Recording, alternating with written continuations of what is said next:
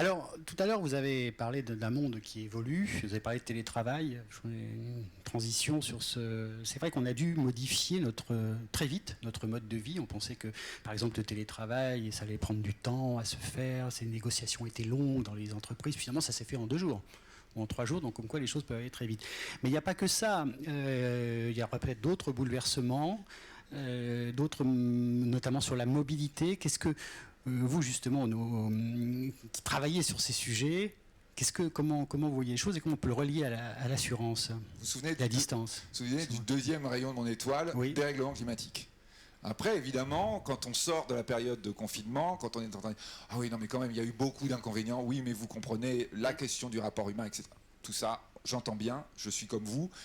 Quand on est en train de changer mes habitudes, et qu'en plus j'étais heureux dans mes habitudes anciennes, j'ai tendance à dire « C'est pas bien. » Mais j'ai quand même ma petite suédoise, enfin quand je dis suédoise, hein, je ne veux pas nécessairement faire l'emblème. Tous ceux qui ont des gamins de 15 ans aujourd'hui à la maison ont exactement le même représentant que la suédoise, notre petite suédoise, Ingrid Thunberg, qui est en train de dire il faut changer de modèle. C'est-à-dire nous avons, avec le dérèglement climatique, l'obligation d'un changement de modèle profond, total. Il ne s'agit pas de dire « Ah oui, mais on a le temps, on va faire une transition, vous verrez, on va mettre un peu d'électricité par là, quelques éoliennes, puis tout sera réglé. » On voit bien que c'est quelque chose de beaucoup plus important que ça. Donc là, la transformation, elle est en cours. Ce que nous ont appris les quelques jours de confinement, c'est qu'en réalité, elle peut se faire très vite, puisqu'il suffit de le décider. D'un seul coup, ça se fait. Et surtout, deuxième élément, les gens, les vrais gens, et c'est toujours ça, quand vous faites de l'économie, hein, vous pouvez faire des grandes statistiques, vous pouvez parler de grands ensembles, mais à la fin, l'économie, c'est avec des gens comme vous et moi. Hein, si les gens comme vous et moi, ils suivent pas, vous pouvez dire tout ce que vous voulez, ça marche pas. Ça reste de la théorie, c'est du concept. Ça devient de la réalité quand les gens s'en emparent. Eh bien, qu'est-ce qu'on voit? On voit que les vrais gens, dans le monde entier, ils ont pu muter très très vite. Alors qu'on était persuadés qu'ils diraient « Ah non, non, mais ça, je sais pas faire, non, je vois pas... » Si, ils peuvent muter très vite. Et là, lorsque vous évoquez la question du mouvement, la question du mouvement quotidien pour aller travailler, etc., bien d'un seul coup, on s'est rendu compte qu'il pouvait y avoir des bouleversements d'une profondeur incroyable. Et vous savez, le pire, c'est que les vrais gens du terrain qui ont dit on peut le faire très vite, ils ont dit mais c'est pas forcément négatif. Finalement, il y a aussi un certain nombre d'avantages, et pourtant Dieu sait si les conditions dans lesquelles s'est passé ce confinement étaient des conditions de bricolage. Évidemment, rien n'était prêt.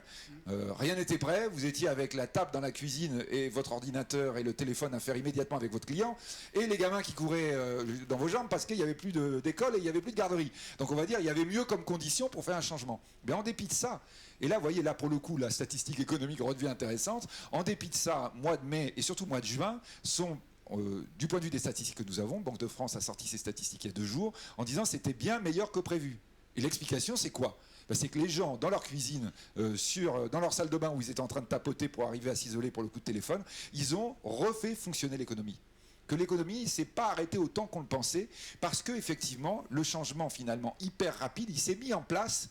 C'est pas le monde qui s'arrête, c'est pas la fin d'un monde, c'est bien le monde nouveau qui commence et qui s'accélère.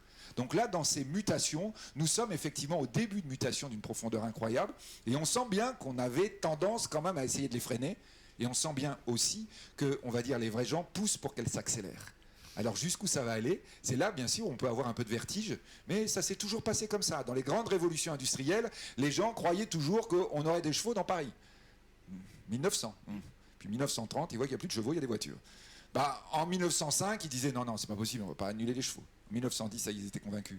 Donc je crois que c'est ça qui est en train de se produire. On est dans un bouleversement. Vous vous souvenez ce qu'on a dit, la deuxième, ou peut-être le plus gros rayon de mon étoile des 2020, des cinq grands éléments, c'est la révolution technologique la plus importante de tous les temps. Je pèse bien mes mots quand je dis ça. C'est plus important que le pétrole, que la machine à vapeur, que l'électricité. Ce qui est en train de se produire, c'est vraiment un changement du mode de vie complet. Là, tout d'un coup, c'est plus de la théorie, c'est plus de la chimère. On est en train de le voir.